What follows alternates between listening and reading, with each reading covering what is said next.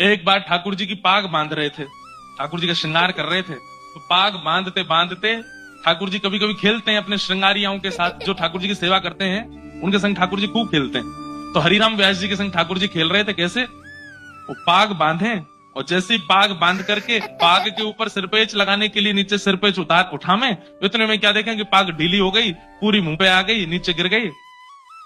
एक बार, दो बार, तीन बार, चार बार, 6-7 बार जब पाग बांध दी और बार बार खुलने लगी, तो हरिराम व्यास जी बोले ये पाग पहननी नहीं है, शायद इनको दूसरी लाता हूं। दूसरी पहनाई तो वो भी उतार दी।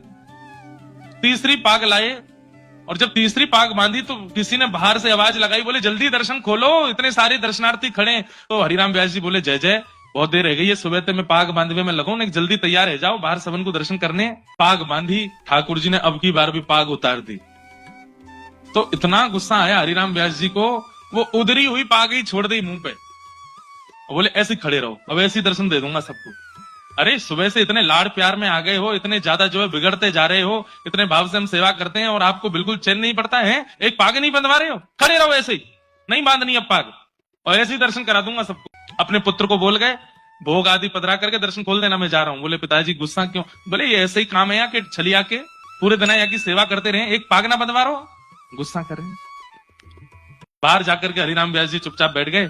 थोड़ी देर बाद भोग प्रसाद होने के बाद जैसे ही पर्दा खुले, आहा, लोग बाग जय जयकार करने लगे, मनोहर झांकी, मधुर झांकी, आहा, आज ठाकुर जी कितने सुंदर लग रहे हैं, आज ठाकुर जी कितने प्यारे लग रहे हैं। तो हरिराम व्यास जी बोले ये लोग मुझ पे व्यंग कस रहे हैं, ये लोग जरूर मेरे ऊपर व्यंग कस रहे हैं, टेढ़ी मेढ़ी पाग है, पाग पूरी खुल गई है, तो मुझ पे व्यंग मार रहे हैं कि देखो आज कितने बढ़िया ठाकुर जी सजे। कोई दर्शनार्थी बाहर आया रोता रोता, बोले व्यास जी आज की झांकी तो नेत्रों से जा ही नहीं रही है। बोले सच बता? बोले और नहीं। बोले उधरी वही पाग में तुमको बड़ी बढ़िया लग रहे हैं ठाकुर जी। बोले उधरी वही पाग, आज ना तो मुख दिख रहा है, ना चरण दिख रहे हैं, ना हाथ दिख रहे हैं, आज तो दृष्टि पाग पे ही अटकी भैया, इतनी सुंदर पाग ठाकुर जी पहन के खड़े। भीतर जाकर के जैसे हरिराम व्यास जी ने देखा तो क्या पाया, आज इतनी सुंदर पाग और उस सुंदर पाग के ऊपर 10-15 मोर पंख ऐसे लटका करके ठाकुर जी ने इतनी सुंदर पाग। पुत्र को बुलाया, हरिराम व्यास जी बोले तूने बांधी पाग? बोले नहीं पिताजी, आप जैसी छोड़ गए थे वैसी थी, पता नहीं कैसे बांध ली। तुरंत हरिराम व्यास जी के नेत्र बंद हो गए और नेत्र बंद होते ही मन में झांकी प्रकट हुई, क्या कि मैं तो उधरी भाई पाग छोड़ के बाहर चलोगे और गुस्सा में। तब प्रिया जी, तब किशोरी जी आई और किशोरी जी ने आकर के देखी, हैं ऐसे बुरे बाबड़े से बन के खड़े हो ठाकुर जी, पाग क्यों नहीं बांधी? बोले आज मोए आपके हाथन से बदवावे को मनो, या हमारे हरिराम व्यास को परेशान कर रहे हो, अब आप आए गई हो, अब आप ही बांधो।